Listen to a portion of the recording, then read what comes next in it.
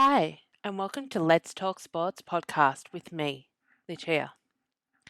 This week, we are just going to talk about the NFL as we are in the middle of the first round of the NBA playoffs, and I'll be reviewing them in the next episode.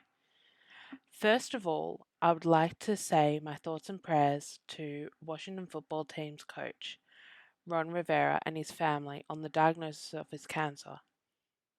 I wish him a speedy recovery. So let's get into the news. Here we go. COVID-19 test irregulations. Really, we've got that drama now? Multiple NFL teams are changing their football activities following COVID-19 test results from the same lab in New Jersey. The NFL Network's Tom Pelissaro has reported among the teams are the Browns, the Bears, the Jets, the Bills, and the Steelers, as well as the Vikings. More than 100,000 COVID tests have been conducted since training camp has begun. Palacero added that the positive test result rate is only a fraction of 1% and dropping dramatically. Now, all of these test results that have been tested have been retested and they've been retested negative. I have serious concern that we are going to get a full season of NFL. I hope we do. However, all the Tampa Bay hotels have been booked out for the month after the Super Bowl. So, for the entirety of the month of Feb. So, maybe a playoff bubble. I think that would be a great idea. That, also, I think they need to change the schedule just a little bit and maybe make it a 14-day rotation or something like that, just so that we can get more people, just so we can get the games out. Or even putting people, or even like having the NFC East teams play each other all once and then they go off. And then they all come back and play each other again. I don't know. This one's a harder one than the NBA bubble because you can't just put a whole bunch of teams in a hotel because you've got to make an NFL field. It's kind of worrying and kind of mind-boggling. I'm just going to let people that are actually paid to do that actually worry about it. In more NFL news, the Ravens have released S.L. Thomas for conduct detrimental following a fight with a teammate, Chuck Clark, at practice on Friday. Thomas was sent home. The Ravens are going to have to attempt to recoup the amount of money that they have spent on Thomas. Thomas was set to make $10 million this season.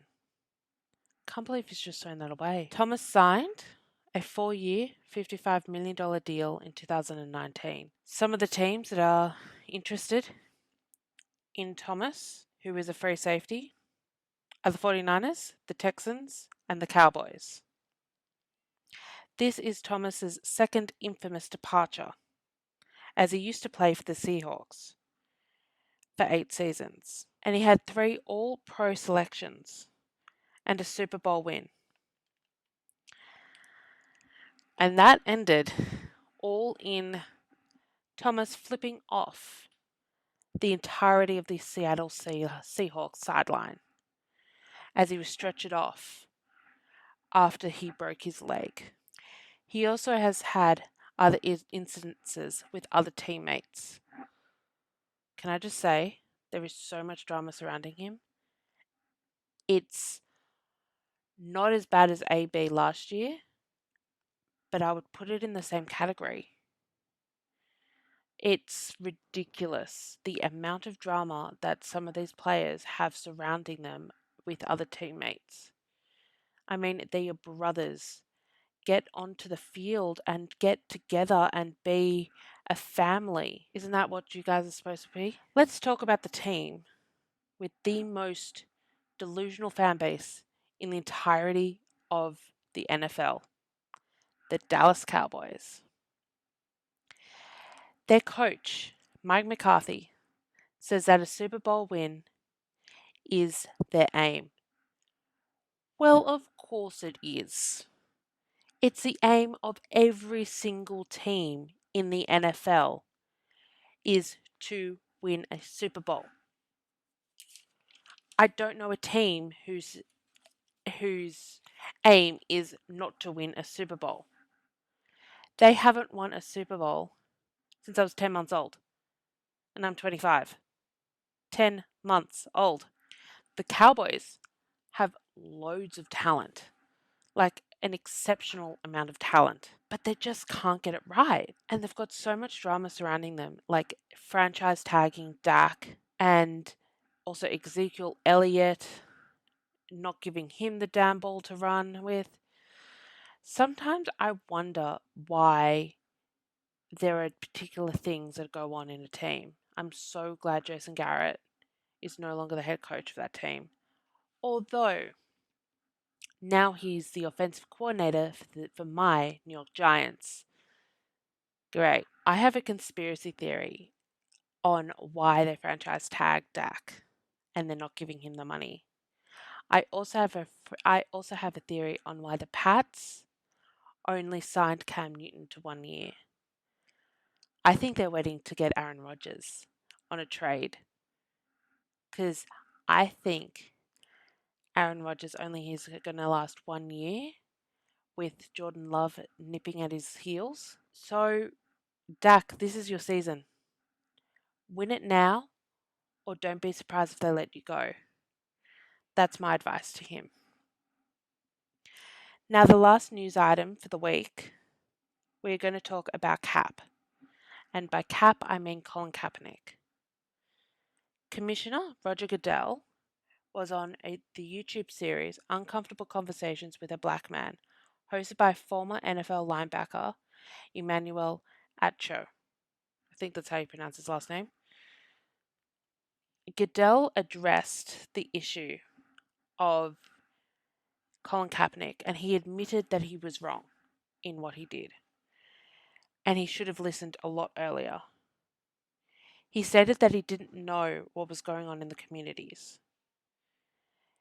He has since showed remorse on how he handled the whole situation with Cap. Goodell has also encouraged teams to sign Cap. I'll pop a link to the whole conversation in the description below. You have to go check it out. It is an awesome, awesome interview. The whole situation with Cap was and has been a complete circus. I think it showed the inconsistencies on the side of the NFL. Because on one hand, you're not going to have a player that kneels for the national anthem to protest police brutality, but yet you're still going to find that it's all right to have rapists and domestic abusers in your league. It just shows that the advertisers and America is still comfortable with treating women like garbage. To me, that's what it says. Because if the NFL started getting hit with their back pockets over the treatment of women, they would stamp it out. I think that Kaepernick should go to a team that doesn't have an established QB. So not Tampa Bay, not Seattle. Maybe I would even go New England, but I definitely wouldn't go to like the New Orleans Saints. Maybe he should go to the Colts, somewhere like that, or maybe even Chicago. Go to the Bears. I think Chicago would be the best place for him, just thinking about it. I think the fact that Goodell has changed his views and opinions is something that we need to applaud Goodell for. It shows him growth. The second part of the conversation will be released on Monday. I have one message for Cap. Once you get your opportunity, seize it, take it, and show them who you are. Show them that you can win, and show them that you can shut everybody up about everything. Now I'm going to do a little preseason prediction and preseason pick for who I have in the Super Bowl. Are you guys ready? I've got the Kansas City Chiefs representing the AFC versus the New Orleans Saints representing the NFC. I think Patrick Mahomes versus Drew Brees would be an amazing Super Bowl. I think it's time that we start to respect Drew Brees and what he can do on the field. And it's Patrick Mahomes. Like, he is going to be ruling the league for a very long time to come. So that is all for this week's episode of Let's Talk Sports podcast with me, Lucia.